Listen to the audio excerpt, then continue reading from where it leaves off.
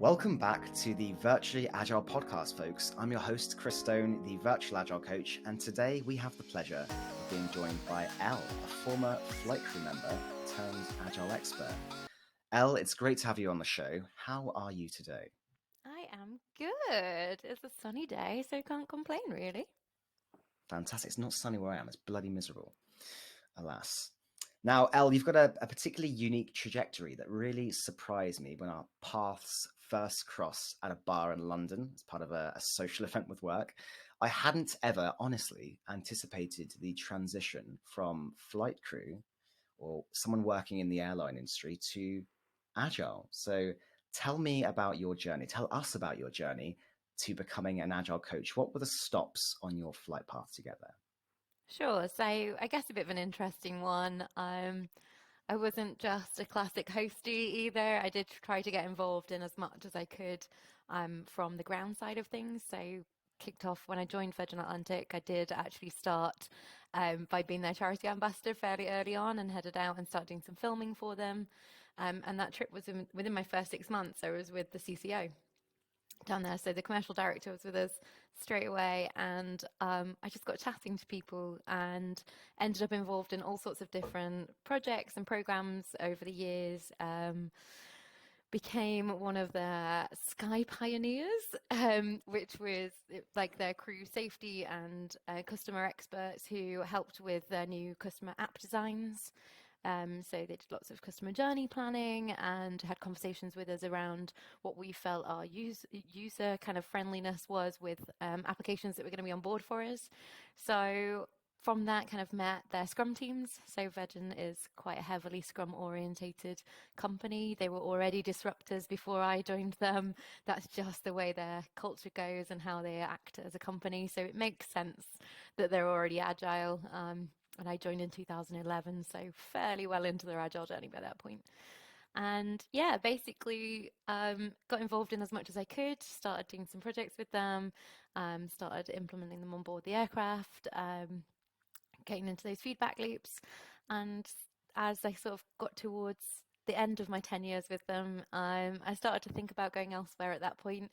And then COVID just kind of pushed me out the door. So at that point, I had an opportunity to remake who I was at that point and use the experience that I got, which is so much experience. As a cabin crew member, you're not just there for tea, coffee, or me, but you are there for so much other things like safety, medical emergencies. You're there to be a seamless team from start to finish. Um, and you're empowered to take on board everything that's happening in that flight and make the best of that situation. So taking all of that kind of knowledge with me out into affectionately known as the real world right now, away from my perfect airline bubble, into I went to work for a water company, first of all, and they were going through their first safe transformation, so they were going agile. So got in there at the beginning and I was like, well, actually, I kind of have quite a bit of experience in this agile world because I've been working in it with the teams on the ground at Virgin for a while. So if there's anything I can help with, and the agile coach that was in there kind of took me under his wing, and together we helped roll out the first art launch there. So got into that pretty quickly. And then 8 or 9 months later, I got offered another job with a pharmaceutical company, tech company, um, that actually wanted to take me on as a Scrum Master as for my first time. And it kind of went from there. I love that you've added in the flight-based pun there about him taking you under his wing. And just for anyone listening, we're going to feature more of those flights-related Oh my puns gosh. throughout the show today. Intriguing. It's a really interesting background. I said it completely surprised me when I first heard your story. And I remember we had a few drinks at this point. We were in that bar and we were talking about how your experience and the teams that you were working with, they weren't stable. And a lot of the agile world of work had often been saying about how the best teams are those that have been around together for a while. We want long-lived product teams to be successful. And I was struck by how you told me the story of how the teams and these flight crews, they weren't always the same team over and over, and actually they came together, sometimes not even knowing who they were going to be working with on that given day, and yet they still performed excellently. So tell me more a little bit about that, because I think it would be really beneficial to our listeners. Yeah, for the listener's perspective, when I did my training, by the end of the 10 years, there was people that I trained with that I never actually flew with. So that's how vast it is. You work on rosters that are not fixed. You request specific areas and locations, or maybe start times of the flights if you've got a longer commute. You've got a preference of whether you prefer longer trips or shorter trips, and then you've also got standby call outs. So that whole time you're in flux, like your entire roster over a year will look completely different month to month. So it naturally just fluxes. So 9 times out of 10, when you turn up in the morning, you either haven't met anyone on the crew, or maybe have only ever flown with one or two people, and probably not at the same time. So we're completely different. Um, Part of it, I think, give Virgin their due on recruitment. They go through a great recruitment process and try to figure out whether you're going to fit in as part of a team straight away. So they recruit based on whether you fit their team ethics and how they work together as a team. Everything's based around team exercises in their recruitment process, and that's not just for the cabin crew; that's the pilots as well. So from day one, you're kind of already integrating into this team that they've created, and they want to see specific things from you, that positive angle. Everyone's got that kind of I can do attitude. I want to help. I want to be part of this. I want to be part of the Virgin brand. I want to be flying with them the whole time. So you get people from day one that have the same goal orientation. They believe in the Virgin brand. They believe in what Virgin brings to the table. So I think that's a big part of why it's so successful at Virgin, but it's not just Virgin that does it. It's every airline that does this. Most crews are seamless, absolutely seamless. When you get on board an aircraft, you would never know that they've never met each other before. And we have a 20-minute briefing. So if you think of a daily scrum, kind of similar sort of thing. Daily briefing, that's where you meet everyone for the start of your day together. Start of your flight, start of your trip, potentially. You could be away for 7 days with this crew. And that 20 minutes is firstly a security and safety briefing, make sure everyone's on the same page for those things, for what's happening with that flight that day, those specific interest things. And then it's a bit of a social chat. Who's going to do this down route? Who wants to do this? Or who's coming for a beer tonight in the bar? Or, those social barriers straight away are broken down, and we have those conversations in that first 20 minutes. And as we're walking out to the aircraft, that happens too. And then as soon as we hit the door, we all know exactly what our roles are for the day. We have a position and a number on the flight. We know what's expected from that role for that day. And we also know who we've got around us. We've already met them. And that's when we'll start our interactions as a team for the day as well. So if I'm number 5, say, I'll go ahead to my number 5 position. I'll do exactly what I'm meant to do for number 5's position on security and safety checks. And then I'll check in with my opposite position, which most aircraft it's at number 10, but it depends what aircraft type you're on. You'll have that conversation with your number 10, get to know them, have a conversation in the galley and a cup of tea whilst you're just doing your final security checks of the aircraft before you get the passengers on board. And then you are set for the day. But it's those things that I think are the key to success. Like, first, you're hiring, making sure you're hiring into a team. 2, making sure everyone is absolutely clear on their roles. And 3, giving people time, just even if a very short period of time. And you get really good at it. Years and years of flying, get really good at downloading your life history in 20 minutes and getting to find those people within that crew that match you and that you can spend a couple of days with, going around LA or Hong Kong or one of those places. It's a unique job that you get to have that time with people. Like, so you have to build that relationship quickly at the beginning, and then bang, you're into a team scenario from there on in. Amazing. So we're building in the strong foundations of a high performing team right from the beginning, with how we are aligned as to a common purpose, with how we communicate with one another, and with that focus on teamwork as part of the culture. Yeah, absolutely. There's a Love it. hell of a lot of training that goes with it that I kind of missed off there as well. Like, there's a reason we know what our roles are on the aircraft, and you are trained to perfection on those roles. But you're trained on all of them. So you are that T-shaped person. You can sit in any of those seats on that aircraft and perform any of those roles. including the pilot. Mm. Arguable. There is part of your training, if that had to happen, then there is a possibility that you might need to take that seat. And but obviously that would be last case scenario. Okay. So moving aside the obvious skill, which is ensuring that Chris has his mid-flight gin, what other skills do you believe are uniquely, or not even just uniquely, but particularly transferable between flight crew to agilist that you think others should know about? I mean, the key one's people skills, right? Being able to talk to people, being able to listen and understand and to observe. I mean, you're working with someone on the other end of a trolley in the aisle, or whether it's a passenger. You want to start picking up on those things very quickly in that job. And you do naturally, again, it takes time once you start as cabin crew, but you start to pick up when things aren't quite what they're seeming to be, or things have gone a little bit too far with their gin and tonics mid-flight, or situations aren't quite what you're expecting. You're starting to pick them up early, and you're starting to have those conversations and that transparency within your team to say, just want to let you guys know, and this is quite a common thing, we'll all go back to the galley if something we've seen is not quite what we're expecting. Just want to let you all know this is what's happening. This is the situation. This is how we're handling it so far. We're going to let the flight crew know just in case something else comes of it, but for now it's just for awareness. And we'll have those conversations throughout a flight when things don't feel quite right, and give each other the support as well, because it could just be one person that's feeling that way and we might need to switch them around. All of those kind of conversations happen just as they would within a scrum team day to day. You know, you're going to have that kind of, someone's not quite right today, like within our team. Some things, maybe he's got something going on at home, maybe they've got something, you know, not quite right with how they're feeling today. How do we pick up that slack? How do we change that around? And how do we make that work together?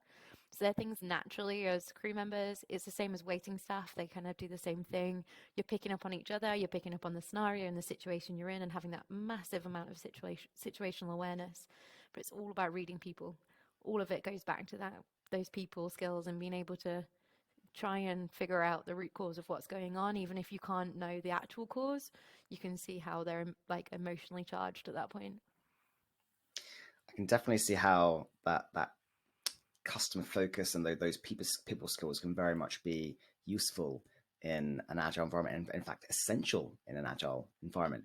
And just so you know, Elle, I never have too much pre-flight or gin in the middle of the flight. In fact, my routine used to be, when I was traveling back and forth from the US, is I'd go sit in the Amex lounge and have 8 double gin and tonics and then get on the flight. So my mid-flight gins wouldn't be that heavy because I'd already be fairly on my way, and that made it easier for me to sleep. So that was just my own little Yeah, trick see, to I'd make the be flight spotting bearable. that when you got on the flight, and I'd probably keep one eye on you too, because God knows if we have to evacuate, you're probably going to need a little bit of help. I mean, So, I tend to carry it quite well, fortunately. So even when I've had a fair few, I'm pretty coherent. I'm pretty able to look after myself. I'm not a liability. I tend to be the one who looks after others when on a night out, rather than being someone to look after. But that's just me anyway. Right. So we kind of alluded to there some of the habits, maybe the rituals, the routines that you have to communicate with one another. Now, I'm keen to hear about any particular habits, routines, rituals, or otherwise that your time in as a flight crew, are any of those things that you've incorporated into your agile practice and that help you in agile coaching and how they help your teams? ooh, from a communication point of view, I think that I alluded to the transparency there straight away. Transparency is key, and just making sure everybody is communicated with and everybody's on the same page. So when you've got a bulletproof door between you and some of your team members for the day, it's really hard for them to know what's going on behind that door, and they probably need to. They're going to be the ultimate decision makers on whether that aircraft needs to divert or needs to land early, or whether they can continue or not. And they're going to need to be able to start prepping for that if something does go south pretty quickly. And it's only the same thing if we think of our stakeholders and the people we've got outside of the team too. If you imagine that they're the pilots behind that door, It's how we're going to talk to them and how we're going to bring them in on the picture. Do we need to tell them to the nth degree of someone's had 18 gin and tonics in the lounge before they got on board and now they're throwing up in galley one and now we're having to do this? Like, no, they don't need to know that, but they need to know we've got somebody that's not so well at the moment who's acting a little bit strange and we just want to keep an eye on them. We'll let you know if there's any further updates or if there's anything else we need from you. It's the same with your stakeholders. You need to manage that relationship. You don't want them overreacting and pulling a product because one of the developers has gone rogue for a little bit. You actually want to be able to have those conversations, keeping people in the loop, keeping them transparent so they know that something's not quite as they were expecting, but to a point where you're making sure the right people are in the know. The rest of the crew definitely need to know what's going on, especially when you've got those very, very long flights, flights to Hong Kong, flights over to Japan. Some of those crew are going to have to go to bed at some point, and the next set of crew are going to be the people dealing with that same person. Whilst they've been having a lovely little nap and you're dealing with them, it's their turn next, because it is mandatory safety that those crew get a certain amount of sleep on those flights. They have mandatory rest orders. So we want to make sure that that can be handed over pretty easily and quickly too. So generally a note's not going to do it. Face-to-face communication, we go back to that. We want to be having that conversation with the people that need to be dealing with it as well. Amazing.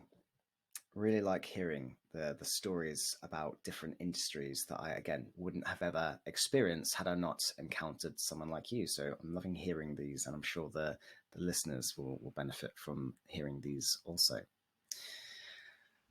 Right. I think it's time for a little bit of a game. Oh my gosh. I did forewarn you, but it's going to be puntastic. So the game is called Agile Turbulence: Navigating Team Challenges. And how it's going to work is I'm going to give you a common agile team challenge, and you've got to come up with a solution inspired by your flight crew experience. Are you ready? Gosh. I think so. Give it a go. You're all good. Don't worry. Right. Okay. So the first one is getting everyone on board with a shared vision and goal. Do I have to come up with a punny response? It doesn't have to be pun based. Okay. Just combine your unique background and suggest how you think you could help a team that needed to get on board with a shared vision and goal. Yeah, make sure that vision's as clear as daylight. It's simple, it's easy to understand, and everybody knows about it. There's nothing worse than a lackluster strategy. So if everybody knows it, knows what they're going to be doing, and believes in it, we're all going there. Okay, and any particular strategies that you rely upon, to bring people together and create that clear sense of vision and purpose? I don't know, donuts always help to bribe people, but food, yeah, food's always a good one. A social setting, as much as possible, try and make things as relaxed and easy. So if we're gonna, have an introduction to a team, try take it to the canteen or somewhere that's away from the office area. And when we talk about remote calls, try and have a non-specific environment for them to first get to know each other. Once you've broken down that initial barrier, then start bringing in, okay, this is what we're going to do from here, and get the feedback on it. Make it collaborative. If people are bought in and invested in it, then it's going to fly a lot faster. Yes, there we go. Than if you just dump it on them and say, here, this is what you're going to be doing, right? People need to feel empowered and bought in on that journey. So powerful that is. And that's what I tend to refer to as inviting change rather than inflicting change. So if you co-create the path forward with people, aligned around a common why we're headed in this direction, and co-create the path forward with them, they're more likely to buy into it, feel part of it, feel connected to it. There'll be less resistance as a consequence. The other thing that I often do is I remind people that, hey, what we're creating today, it's not permanent, it's not fixed, it's an experiment, and we will reflect upon it. We'll inspect and adapt how it's going, and we might adjust, we might remove, we might amplify, we might dampen based on what we learn. So yeah, absolutely. I love your leave that open door for change. Absolutely. Yes. All right, the next one. All right. we know that the aviation industry is very, very keen on safety. So, how do you help a team with a lack of safety checks in the team, either psychologically or quality wise? So, big passion of mine is human factors. So it's something we employ in the aviation industry. We know that 70% of all major incidents come from human factors. It's the human response to things that causes accidents and causes people to die. It's one of the fastest learning industries in the world for that purpose. If someone dies, we learn about it, and we sure as hell make sure it doesn't happen again. So that's from Boeing, that statistic, by the way, that's 70% of all accidents are caused by human error. And there's this thing called the Dirty Dozen. Now, I have got it wrote down here because I knew I wouldn't remember them out loud. But all of them speak to all of those problems and those lack of safety within a team, and how you can kind of start to bring that back on board within a team as well. So a few of them are, hang on, I've just lost it. Lack of communication, complacency, lack of knowledge, distraction, lack of teamwork, fatigue, lack of resources, pressure, lack of assertiveness, stress, lack of awareness, and norms. So they're all the reasons why safety issues happen in the aviation industry, and they're all very much reasons why safety issues happen, whether that's within a program or within a team, will come to light as well. So it's trying to build that trust, and my biggest thing to pass on to any agile coach is be vulnerable. If you're vulnerable and you're open and you say, hang on, I don't understand this, it opens a door for other people to say, actually, I don't either. Or if you're vulnerable personally and say, I'm really sorry, I can't handle it today, I didn't sleep very well last night, like I'm really struggling, it opens a door for other people to go, okay, we'll help you with that. So if you start to show that, it gives people the opportunity to feel like they're welcome and they're able to do that, whether that's psychological safety or actual ability to perform in that job that day. If you know someone's not able to perform that day, it's a really big thing. Like, you've got a line, you're either above it or you're below it. And this was one of the things that we had on board every day. And we talk about whether you're above the line or below the line. As soon as you're below the line, you spiral. So if someone's below the line in the morning, you might want to give them a break. You might want to give them a step back. So from the safety point of a product, you don't want them rushing through their day to try just get through the day. If I'm in the swimming pool, if I'm trying my hardest to get to the other end of the swimming pool, I will go a lot slower and wear myself out and burn myself out and feel a lot worse and potentially put myself in a dangerous situation by the time I get to the other end of the pool. So just giving people that time to think, giving that people time to step back and go, okay, today's not my day. Tomorrow I'll be back. And giving people the opportunity to say that. And by being vulnerable first in a leadership position, it's one of the ways to unlock people's safety in sharing that themselves. I am such an advocate of the concept of celebrating failure. And I do this regularly as much as I can. I hold failure fests. I will share on LinkedIn that, hey, I fucked up, I did this. I recently shared a story with a cohort of mine about how I was on stage with my flies down, speaking at a conference, and no one told me about it. And I said, "Oh, look, I've just noticed this," and I said in front of everyone, "Just noticed this had happened." And someone said, "Oh, that's we thought it was a feature, not a bug." I thought it was a great response. But we make mistakes. We are human. We error, and it's completely natural.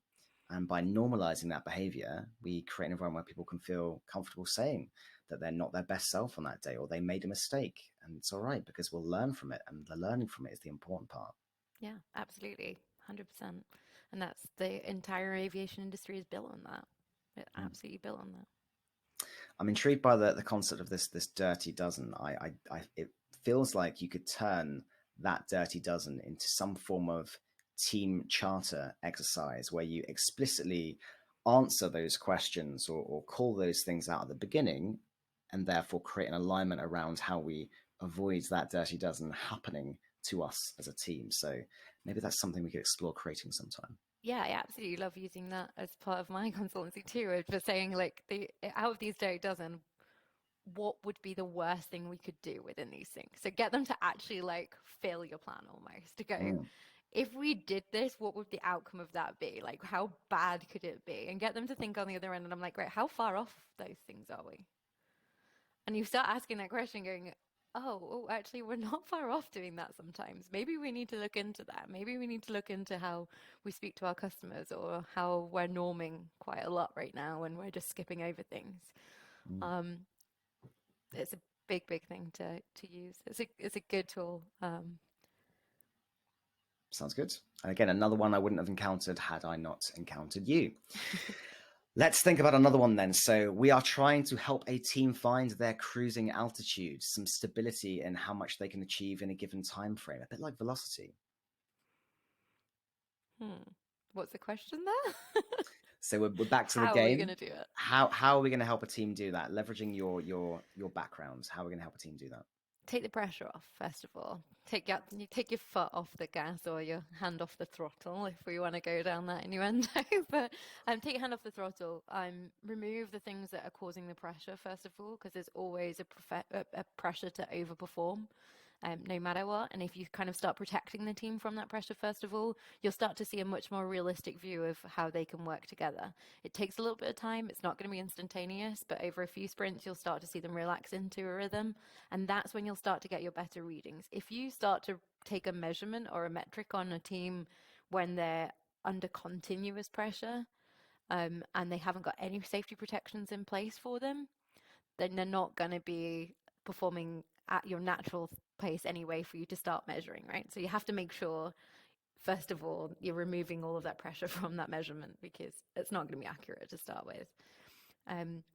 So once you've then got that team into a place where they feel removed from the pressure and you can kind of pick that up from retrospectives, you can pick that up from clues within the way they're speaking to each other each day, and generally how the work is kind of flowing within the team. Once you've got a view of that and so, like, I just trust the team. I know that sounds so ridiculous, but it doesn't necessarily need to be story points. It doesn't need to be, I don't know, cookie points, whatever you want to call it. I don't care how they're measuring it, how they're kind of stating it. I will ask the team how much they think they can do. That's the first thing I'll do. Like, how much do you actually think you can do? And if they do it, great. If they don't, we retrospect, right? And we say, okay, so is there actually a valid reason why we couldn't do it? Did something really hold us up here and we got a bit stuck on that and maybe we should have just parked it and moved on? Or was it actually a sticking point that we needed to stick on? And there's a valid reason why we didn't get it done. Or did we actually genuinely overload? Like, let's have an honest conversation. Did we give ourselves a bit too much work this sprint? Yeah, okay, maybe we did. What should we do for the next sprint then? Okay, let's not take as much work in. And great, if we get it done sooner, bring stuff forward. Like, I'm always a fan of bringing things forward than pushing things out, right? Never feels good for stuff to keep mounting and pushing and pushing. So there's no fear in bringing it forward. With one team, they just weren't getting it. And we'd kind of gone through all sorts of different things and they were still massively overloading themselves. So I was like, okay, I just want you to pick up one thing, just one thing. Do one thing. Once that's done, then we'll do another thing. We're not going to have loads of stuff in progress. We're not all going to be doing different things. We're just going to do one thing. We're not going to measure it. We're not going to put a size on it. We're not going to do anything. We're just going to do one thing and bring it through. And then at the end of the sprint, we'll see where we get to. And that was the first time where they actually stopped and thought about their work and actually understood, okay, I don't need to bring all of this stuff in to prove to anyone I can do it, right? I'm not here to prove a point of how much work I can do. I'm here to actually just continue with that and to try and deliver on what I've said I'll deliver on. And if that means just picking one thing up at once and promising one thing at once, then that's what we'll do. Excellent. So taking the foot off the throttle a little bit and visualizing hand off the throttle. Yeah, I'm thinking of the gas pedal, or in American mindset. So yeah, taking the hand off the throttle, visualizing data, and asking the team how to proceed as a consequence and trying to reduce that stress. Love it. Mm-hmm. Good stuff. Right. Final one in the game then. Your team is struggling to land on consensus in meetings. How do you help? Take a step back, first of all, and say, okay, what's the problem we're actually asking here? What is the problem we're trying to solve? We all have different viewpoints. Do we need to bring someone else in that might be able to give us a different perspective on this? Do we need to get more information about what we're trying to discuss? Always a question to them. Never me trying to come in and say, this is what I think something will be. I'll probably have an opinion. I'm quite an opinionated person, but I leave that outside that scrum room, right? That's not for me as a scrum master or an agile coach to come in and say, hey, I've got an opinion on how you can do this. For me, it's sitting there and going, okay, let's figure out how we got to this point, how we got to a point of disagreeing with each other, and are we actually disagreeing with each other? So go back to square one, let's restate the problem. Let's say what that problem is, be explicit about it, let's describe it to each other, and let's try and actually as a team here innovate on different ways to solve that problem and then try to come together on a different consensus, maybe to the ones that we had before. And if that's not going to be found within the team, then we'll go to an expert outside of the team, usually a stakeholder or product manager or someone with a little bit more customer experience at that point is usually the person that can shed a little bit more light on where we're heading. All right, so stepping back and focusing on the problem to be solved, or what outcome you're trying to achieve here. Then, if we can't figure out a way forwards, seek some extra help if needed. Yeah. Awesome. Well, thank you for playing the game.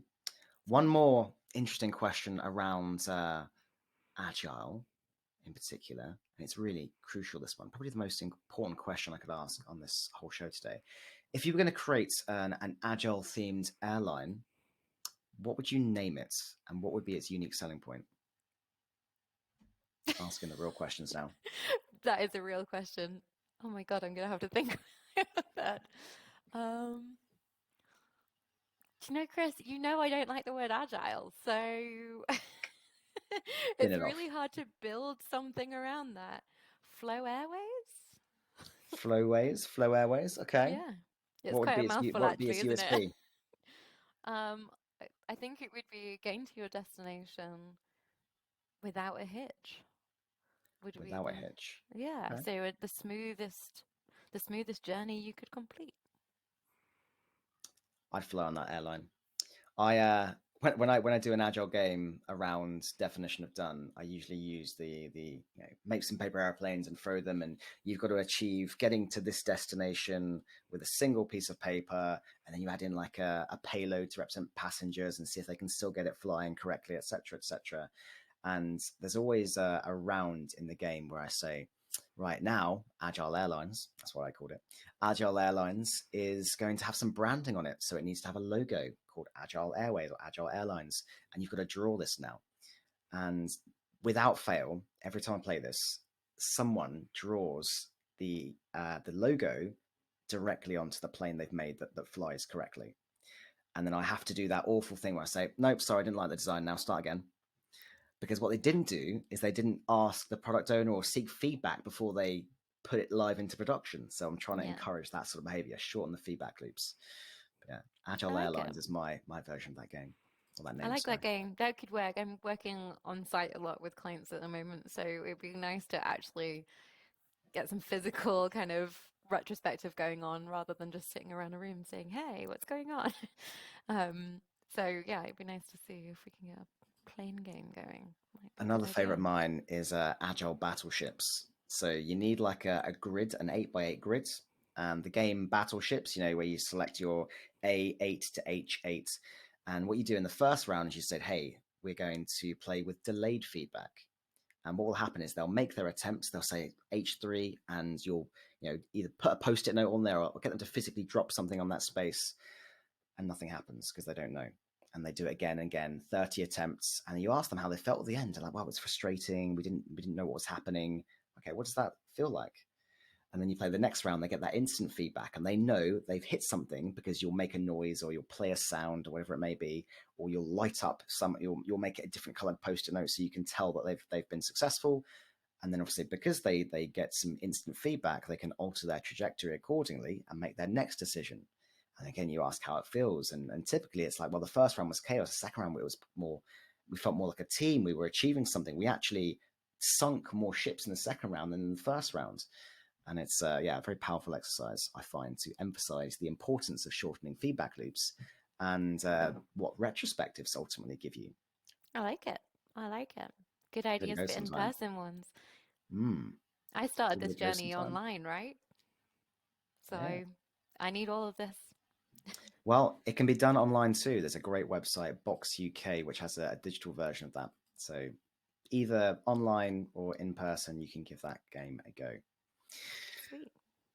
Now, my final question for you is if you could give any piece of advice to someone who is transitioning into the agile world from a non-traditional background, what would it be? Talk to people. Talk to as many people as you can. Everyone has their own view of what agile is or was or isn't, what frameworks work, what doesn't. Everyone loves to love things and hate things. And the more experience and the more people you talk to, you'll get more of a rounded vision of what that actually is. And take away, especially if you come from an operational world, take away all of that good soft skill stuff that you learned there, that you can't write down, and start putting them into practice with a team. Everything you did operationally, whether that's as a, like I said, a waitress or a restaurant staff, everything you did in that role will translate into a team in another way. Amazing. Thank you for that. So, Elle, it's been a pleasure to have you on the show today. Thank you. What and where should people learn from you or learn about you, sorry, if they'd like to connect with you? Just LinkedIn, I think. I'm not like yourself. I'm afraid I'm not the best content provider just yet. I guess I'll find out how to do that at some point. But yeah, just Elle Haig on LinkedIn. And if you want to connect with me, I'm always happy to chat. I love talking, if you haven't guessed already. So Cool. um, I've got a question for you though, Chris, Oh, very please do. quickly. Ask away. Go for it. Has your opinion on airline crew changed since you met me? Absolutely. I think my view was somewhat jaded. I guess you can only perceive things through the lens of your experience. And I think when you are typically someone who just receives a service like getting on an airline, you don't tend to wonder as much or think about as much what goes on in the background. And I think my perception initially was that, oh, these crews, they probably meet up all the time and they, they've got some semblance of that. They're always a team, so that's why they're pretty well drilled.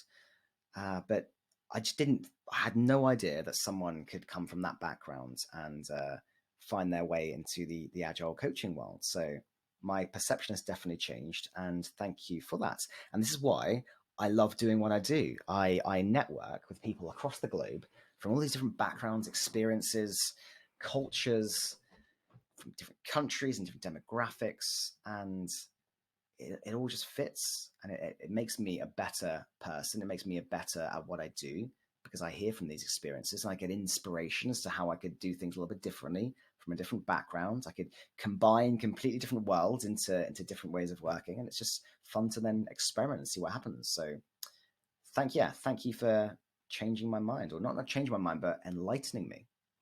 I'm glad I could be of service. All right, folks, don't forget to follow or subscribe to the show so you don't miss any future episodes. We also have a newsletter at Virtually Agile where we share weekly tips on how to continuously improve every day whilst having fun in the process.